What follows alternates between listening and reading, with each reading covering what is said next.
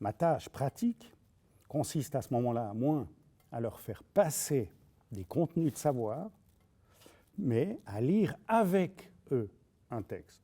C'est donc le texte qui doit rester central et au service duquel on se met. Ce qui est en question à ce moment-là, c'est moins un savoir acquis de type universitaire, ni même une méthode à faire appliquer correctement, mais plutôt une certaine compétence spécifique qu'on peut développer, à mon sens, durant toute une vie, et qui va devoir s'adapter à la singularité de chaque œuvre, une compétence qui doit se remettre en jeu chez le maître également, non seulement à chaque nouvelle œuvre qu'il travaille pour ses élèves, mais aussi, peut-être même surtout, à chaque fois qu'il ou elle reprend une œuvre dite classique, qu'il a déjà enseignée 15 fois. Moi, je leur dis comme ça aux élèves, je leur dis qu'on doit apprendre à lire. C'est-à-dire qu'on doit bien apprendre à regarder d'abord. Parce que la plupart du temps, on ne sait pas regarder, on ne sait pas lire, on va trop vite. On passe trop rapidement sur les choses. Les élèves, ils passent trop vite en plaquant sur le texte des commentaires généraux. Et ils substituent aux mots et aux phrases du texte leurs propres mots, qui sont justement, la plupart du temps, pas propres, mais stéréotypés, usagés. Et le maître ou la maîtresse doit également, de son côté, veiller à retrouver à chaque fois la fraîcheur du texte pour lui-même, en évitant un maximum de plaquer sur lui un savoir préalable, des connaissances d'histoire littéraire, des enjeux connus de lui seul, et qui distillerait soigneusement à des élèves. Or, pour ceux que ça intéresse, je glisse ici justement une petite référence intello, c'est Jacques Rancière et son concept de maître ignorant, c'est exactement cette idée-là, quoi. À ce propos, puis j'entre déjà ici dans ma petite cuisine personnelle, c'est pour conserver cette centralité du texte, et puis, excusez ma flemmardise, cette centralité du texte, puis sa redécouverte permanente, que j'essaye de ne pas trop préparer mes cours. C'est-à-dire que j'essaye de ne pas me contenter de ressortir mes notes bien préparées, avec un ordre précis, puis des morceaux, des séquences déjà programmées. J'essaye d'abord de lire simplement un passage de l'œuvre, le plus souvent ce qu'on appelle l'incipit, les premières phrases du texte, pour me replonger d'abord moi-même dans la singularité des phrases de l'auteur, dans la singularité de son usage de la langue. Et puis ensuite, seulement ensemble, avec les élèves, on observe attentivement, puis on essaye de dégager cette spécificité, ce qui est saillant ou simplement frappant. Puis si eux ne réagissent pas d'eux-mêmes, eh bien alors mon boulot, ça consiste essentiellement à pointer du doigt, vraiment, puis je fais pointer du doigt des mots et puis des phrases, puis je leur dis hey, vous avez vu ça, là, à ce moment, vous avez vu ce mot? Puis c'est seulement ensuite qu'on peut monter en sauce, si j'ose dire. C'est seulement à partir d'un certain fonctionnement textuel observé. Par exemple, je ne sais pas, si on lit du Racine, on va d'abord observer son usage de la langue, la manière spécifique dont il met en scène les désirs des personnages, et les images, puis les arguments qui accompagnent dans le texte ces désirs ou ces passions, comme on dit au XVIIe. Puis c'est seulement quand on a observé ensemble la spécificité de la langue racinienne dans sa mise en scène des désirs, puis des motivations des personnages, que je vais alors leur fournir quelques morceaux, disons, culturels, à savoir en l'occurrence, pour Racine, je vais leur parler de la théorie des humeurs, par exemple. Puis la vision classique de l'image comme obsession qui renforce les humeurs des corps, ok. Et puis je vais leur parler de la vision janséniste chez Racine, de l'enchaînement des personnages vis-à-vis de leurs désirs ou de leurs passions. Bon, mais ces morceaux, ces théories, elles doivent, à ce moment, rester comme des aides pour mieux voir le texte, comme des organes ou des lunettes spécifiques, destinées à mieux nous faire voir ce qu'on a déjà vu, et mettre des mots spécifiques sur les mécanismes qu'on observe. Mais toujours, on doit repartir du texte, puis y revenir. On y revient bien sûr constamment, parce que les élèves, eux, ils vont évidemment avoir tendance à faire ce que l'institution, en général, attend d'eux, c'est-à-dire replaquer des savoirs précuits sur le texte. Dès que j'aurai parlé des passions puis des humeurs chez Racine, par exemple, ou du jansénisme, ils vont avoir tendance à plaquer partout ces étiquettes, en oubliant la spécificité de chaque passage du texte. Ils me font par exemple « là, on voit des passions », ou bien « ouais, là, on voit le jansénisme de Racine ». Puis moi, à chaque fois, je leur montre du doigt le livre, pour les engager à ne pas se contenter de répéter des formules, mais au contraire à voir le comment du texte, comment dans ce passage-là, les passions, certes, on a donné des lunettes, mais comment dans ce passage, les passions sont mises en mots, ou comment une certaine vision pessimiste, janséniste, de l'homme est concrètement mis en œuvre. En somme, j'essaye de lutter constamment contre l'institution, en eux et en moi, pour retrouver toujours à nouveau la fraîcheur du texte. J'essaye avec eux de me remettre à chaque fois à ne rien savoir du texte. Je leur dis des fois, il faut se trouver ensemble tout con devant le texte, quoi. J'essaye avec eux de me remettre à rien savoir du texte contre la tendance naturelle de l'institution, du monde, j'allais dire, à se mesurer les uns les autres selon des savoirs, des prestiges acquis, qu'on va plaquer ensuite sur les choses, sans plus vraiment regarder, quoi. Bon, mais c'est bien joli de lutter contre l'institution, de désinstituer, mais il faut bien s'inscrire dans cette même institution. Et notamment, il faut évaluer le travail des élèves, il faut mettre des notes. Il faut bien que j'en parle. Alors, comment j'évalue ? Eh bien, j'essaie justement de ne pas trop les embêter avec l'évaluation. Ou plutôt, j'essaie de la réduire à un minimum requis. Pour dire de manière simple, avec moi, si ils ou elles ont acquis quelques compétences simples, un vocabulaire de base minimum, s'ils arrivent à aligner 2-3 phrases correctes, si je vois qu'ils ont déjà simplement lu le texte, ben, ils sont assurés d'avoir 4. Même s'ils n'en font pas plus, même si le cours de français, ça ne les intéresse pas plus que ça. C'est une sorte de contrat tacite entre nous. Avec un minimum, ils ont 4, c'est-à-dire la moyenne. Et puis, s'ils font un travail insuffisant, ils ont 3 ou 3,5, mais jamais moins, ou très, très, très rare. En somme, je refuse de faire de ma branche une branche difficile qui peut les faire chuter ou les enfoncer dans leur moyenne. Je ne les coule pas, comme on dit. Puis je m'arrange toujours pour que ma moyenne de classe soit dans la cible, genre 4, quelque chose, quoi. Faut bien. Pour faire court, je ne place pas devant eux une exigence qui les enfoncerait nécessairement, et moi avec, dans le mépris et la tristesse.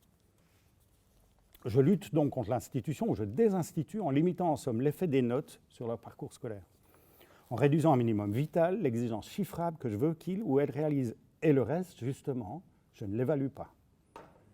Ça implique d'un côté, il faut bien l'évoquer, que l'institution en question, elle-même, elle n'exerce pas trop de contraintes, trop puissantes sur mon propre corps d'enseignant, puis sur les corps des élèves.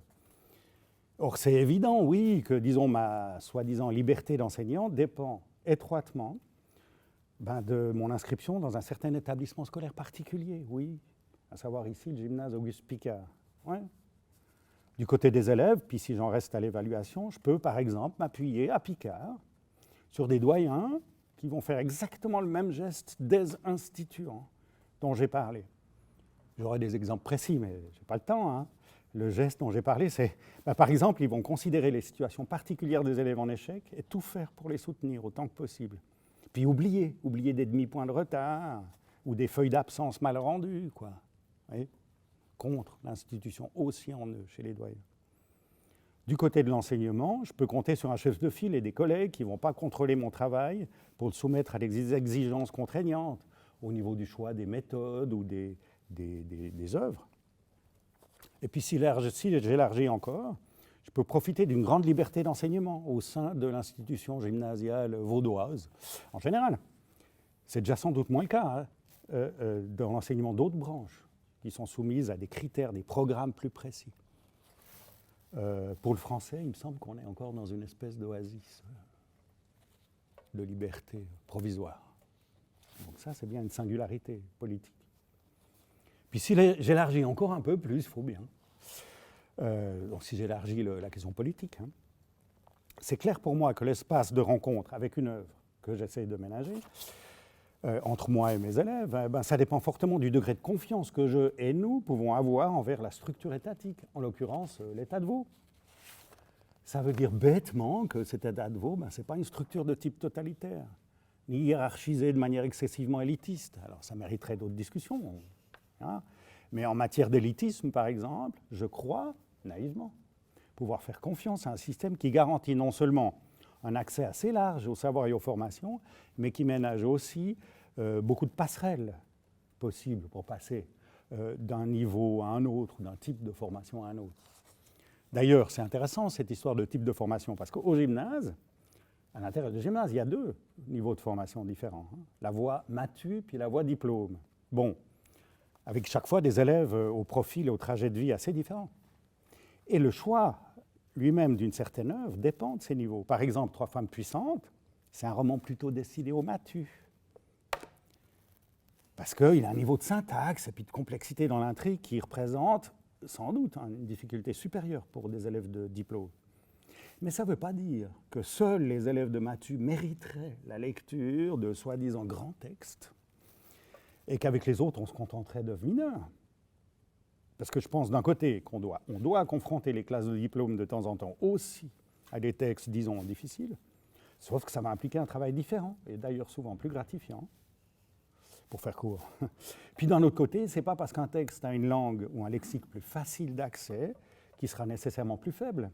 Puis surtout qu'il ne pourra pas ménager une rencontre épanouissante pour l'élève, rencontre avec des personnages, des situations, puis une langue susceptible de l'enrichir, voire de l'aider, de le libérer. Mais j'en reviens à l'œuvre elle-même et à son effet sur les élèves, avant de passer à mon exemple de Marie Ndiaye.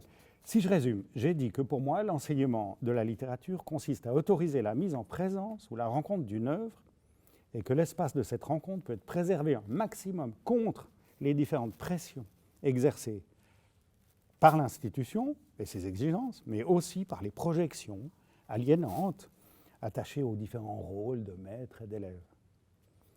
Ménager en somme un espace où la rencontre du texte prime sur l'évaluation des compétences, puis sur les jugements de dignité. Un espace de liberté, en ce sens, contre les forces qui nous tiennent dans le mépris, la honte, l'impuissance. Mais bon, c'est quoi un texte littéraire ? Avant de prendre l'exemple de Marie Ndiaye, on peut quand même tenter de dire quelque chose de plus. J'ai parlé de rencontrer un texte pour les élèves et d'apprendre à le regarder pour lui-même avant de plaquer des choses dessus. C'est déjà pas mal de regarder vraiment, de se rendre sensible pour un objet. Mais l'objet littéraire ou la langue littéraire, elle fait quoi de spécial, disons, par rapport à un bel objet manufacturé, une chaussure? J'aime bien prendre l'exemple des chaussures, moi, avec mes élèves. Ou bien la rencontre d'un animal sauvage. Alors, on n'a pas le temps, mais pour le dire trop rapidement, il me semble que le texte littéraire, il nous met d'abord en lien avec une certaine sensibilité matérielle, celle d'une langue, et celle de la singularité, peu importe après qu'on rabatte ça sur un supposé auteur, une singularité qui s'exprime dans et à travers cette langue. C'est donc quelque chose comme le corps d'une singularité sensible qu'on rencontre ici. Une singularité diffractée à travers des personnages, certes, mais aussi à travers une chair de mots, d'images, d'inflexions spécifiques, une musique, en somme, propre à un certain regard porté sur le monde et depuis le monde. Et puis, la rencontre avec cette singularité sensible, elle est elle-même sensible. Et sans même qu'on ait besoin de recourir au concept un peu délicat d'identification, la lecture d'un texte littéraire, elle nous saisit dans notre corps à travers l'entrelacement des phrases et du rythme pour nous faire ressentir des affects. Elle nous transpose en nous faisant éprouver dans nos perceptions tous les registres du sensible. Or, cette transposition sensible ou cette co-sensibilité que nous fait éprouver l'œuvre littéraire, elle a déjà, selon moi, un effet émancipateur. Quelle que soit la thématique du bouquin, l'intrigue ou le destin des personnages, elle nous dit, cette co-sensibilité avec le texte, elle nous dit qu'on n'est pas seul, on n'est pas seul dans et avec nos corps et ses affects, que d'autres vivent ou ont vécu d'autres affects dans d'autres corps, et que ces corps et ces affects, je peux y être sensible, je peux m'y transposer, ou plutôt en être saisi, traversé. Et donc mon propre corps, mes propres affects peuvent s'en trouver ainsi élargis, déplacés, voire même reconnus, autorisés par la simple confrontation sensible avec les textes et les langues d'autres personnes. Et c'est exactement pour moi le sens de la puissance, tel que l'entend Spinoza, et mot qu'on retrouve exactement dans le titre de l'œuvre de Marie Ndiaye, et sur lequel je vais revenir.